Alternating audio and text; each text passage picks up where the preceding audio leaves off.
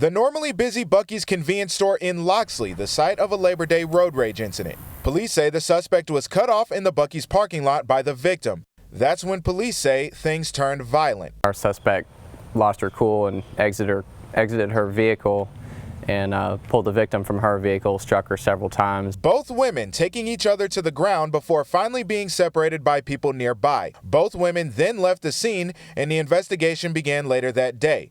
But there was one problem. Our initial officer that is the case agent pulled surveillance video. We weren't able to get a tag, so the case was essentially cold. Both women were also from out of town, the victim from Texas and the suspect from Tennessee. The case was at a standstill until this video was shared on social media. I believe it was viewed by more than 200,000 people, and out of that population, one of those identified the suspect, and we were able to draw a warrant, and she turned herself in yesterday. The suspect has been identified as Jennifer Barneski.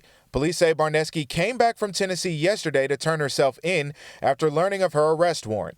She was booked into the Robertsdale jail and charged with harassment, an arrest that police say wouldn't have happened if it wasn't for the public's help. As far as, catching the bad guy, they were the ones that came to us and helped us get that done.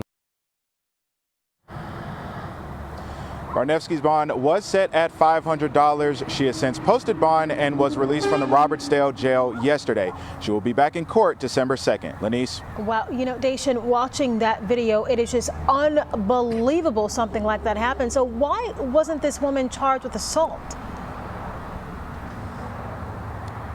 Well, Lanice, I asked the police that same question and they said two reasons. First, the assault charge, with that, the victim needs to report a physical injury. Second, there needs to be obvious signs of physical injury, such as a black eye or a bloody nose. Since the victim did not report any injury and there were no physical signs of injury, harassment was the appropriate charge. Live in Loxley, Dacian Smith, Fox 10 News.